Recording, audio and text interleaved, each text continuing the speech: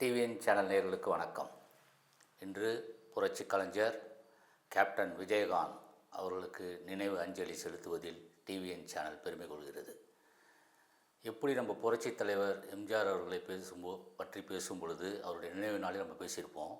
அவரை பற்றி பேசும்போது எப்படி நமக்கு ஒரு உற்சாகமும் ஒரு சந்தோஷமும் மனதிலிருந்து வார்த்தைகள் வந்ததோ அதே போல் கேப்டன் அவர்களை பற்றி பேசும் பொழுதும் அந்த உற்சாகம் ஏற்படுகிறது.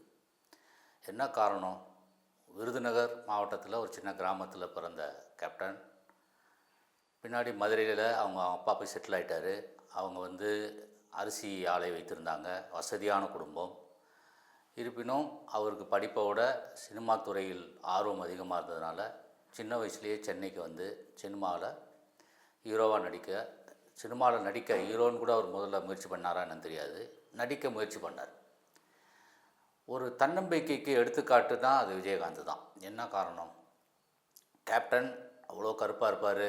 எந்த பேக்ரவுண்டும் சினிமா துறையில் அவருக்கு இல்லை. அவங்க அப்பாவோ அவங்க அம்மாவோ அவங்க அண்ணனோ ப்ரொடியூசரோ அதுக்கு முன்னாடி ஹீரோவாவோ இருந்ததில்லை.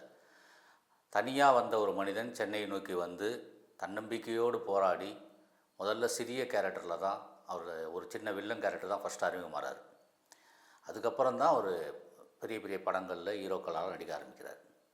இன்றளவும் மக்களால் ஏன் அவர் நேசிக்கப்படுகிறார்? இன்றைக்கி கூட அவருடைய நினைவு நாள் நியூஸ் சேனல்லாம் பார்த்துருப்பீங்க. யாரும் ஆர்கனைஸ் பண்ணி கூட்டிகிட்டு வரல பாருங்கள். மக்கள் அவங்களா திரள்றாங்க. அவருடைய அந்த இறந்த நாட்களில் கூட இவ்வளோ கூட்டம் வரும்ன்ட்டு யாருமே எதிர்பார்க்கல. அவ்வளோ கூட்டம், அலைகடலான எம்ஜிஆருக்கு வந்த மாதிரி ஒரு பெரிய கூட்டம் வந்துகிட்டே இருந்தது. என்ன காரணம்னா, அவரும் எம்ஜிஆரை போலவே தன்னை நாடி வருவங்களுக்கு முதல்ல சாப்பிடுங்கன்னு சொல்லுவார். அவங்களுடைய கஷ்டம் எதுவாக இருந்தாலும் உடனடியாக தீர்வு காண அவரால் முடிந்த உதவிகளை உடனே செஞ்சுருக்கார். அவருடைய காலேஜில் கூட எத்தனையோ ஏழை மாணவர்களுக்கு இலவசமாக கல்வி பயில உதவி பண்ணியிருக்காரு. படிப்புக்காக எவ்வளையோ ரூபாய் செலவு பண்ணியிருக்காரு. ரொம்ப நல்ல மனிதன். எப்பயுமே ரொம்ப நல்ல மனிதர்கள் அவர்கள் அறியாமலே பிறக்கிறாங்க. அவங்க மனசுக்குள்ளேயே அது இருக்குது. எம்ஜிஆர் எப்படி அவருக்கு கொடுக்கணுன்ற எண்ணம் அவருக்கு ஏற்பட்டதோ, அவர் அறியாமலே அவருக்குள்ளேயே அது இருந்ததோ, அதே மாதிரி விஜயகாந்த் அவர்களுக்கும் சினிமாவில் கூட அவர் சொல்லுவார், நான் சாப்பிட்டுனே இருந்தேன், எந்திரிங்க சீன் வந்துச்சு, ஹீரோ வராரு அப்படின்லாம் சொல்லிவிடுவாங்க. என்னடா சாப்பாடு தானே, எல்லோரும் ஒன்றா தானே சாப்பிடணும், இதில் என்ன இருக்குது, சாப்பிட கூட விட மாட்டேறாங்களே அப்படின்னு சொன்ன விஜயகாந்த் தான் பிற்காலத்தில் ஹீரோவான உடனே தன் பக்கத்தில் எல்லாரையும் உட்காரச்சிப்பார். லைட் மேனாக இருக்கட்டும், சினிமா துறையில் எந்த சின்ன சின்ன வேலை செஞ்சாலும் எல்லாருக்கும் ஒரே உணவு என்பதை கொண்டு வந்தவர் அவர் தான். அவர் சும்மா ஒரு மக்கள் சும்மா ஒருத்தரை பாராட்ட மாட்டாங்க. ஒருத்தரை ஏன் பாராட்டுறாங்க அப்படின்னா, இப்போ எம்ஜிஆர் கூட 37 வருஷம் ஆகிடுச்சு. இன்றைக்கும் எம்ஜிஆரை பற்றி டிவிஎன் சேனல் ஒரு வீடியோ பேசுகிற நாங்கள்லாம் பிரபலமானவர்களே கிடையாது, மிக சாதாரணமான மனிதர்கள். எங்களுடைய வீடியோக்களை கூட நிறைய பேர் ரசித்து பார்க்குறாங்கன்னா அது காரணம் எம்ஜிஆர் என்ற மனிதர் தான். அதே மாதிரி தான் விஜயகாந்த். அவருக்காக தான் அவரை நேசிக்கிறவங்க தான் அவரை பார்ப்பாங்க, அவரை சுற்றி இருக்கிறவங்களும் பார்ப்பாங்க. விஜயகாந்த் கூட ஒரு எம்ஜிஆருடைய ரசிகர் தான். அவரை கருப்பு எம்ஜிஆர்னு கூட நிறைய பேர் சொல்வதை நம்ம கேள்விப்பட்டிருப்போம்.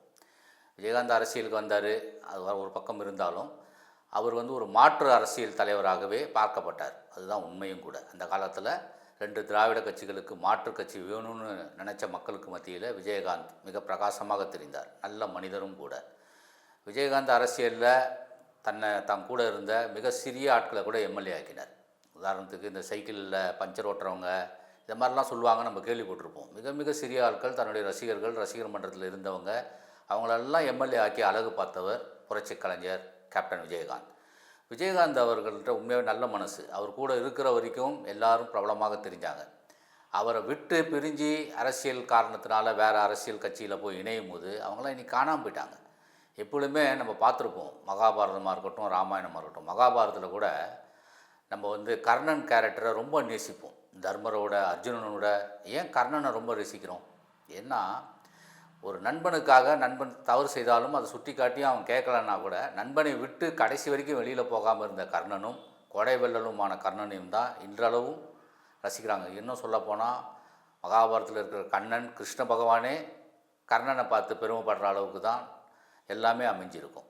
குந்தி தேவி சொல்லும்போது கூட, உன்னுடைய தம்பிங்க தான் இவங்கெல்லாம், நீ என் பையன்தான் சொல்லும்போது கூட துரியோதனை விட்டு வெளியில் வரமாட்டேன்றதில் எவ்வளோ ஸ்ட்ராங்காக இருந்தார். இந்த கேரக்டர் தான் சாதாரண மனிதர்களுக்கும் மக்களுக்கும் பிடிக்கும். ராமாயணம் கூட எடுத்துக்கோங்க.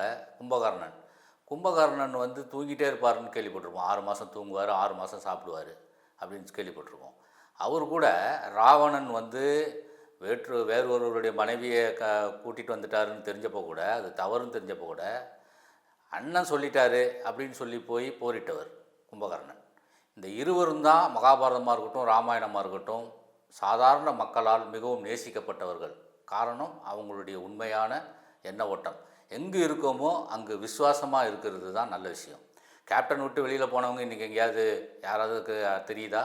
எந்த ஒரு வெளிச்சமாவது அவங்க மேலே படுதா? ஒன்றுமே இல்லை. கேப்டன் கூட இருக்கும்போது மிக சாதாரண மனிதர்கள் கூட உயர்த்தி காட்டியவர் கேப்டன். எத்தனையோ நாடக நடிகர்கள், சிறிய நடிகர்களுக்கு வாழ்க்கை கொடுத்தவர் நம்ம கேள்விப்பட்டிருப்போம். அதே சமயத்தில் நடிகர் சங்கம் கடனில் இருந்தது. இவர் அந்த நடிகர் சங்கத்தினுடைய தலைவராக இருக்கும் பொழுது அதற்கான எவ்வளோ முயற்சி எடுத்தார்ன்றதை சக நடிகர்கள் பேசியே நம்ம கேட்டிருப்போம்.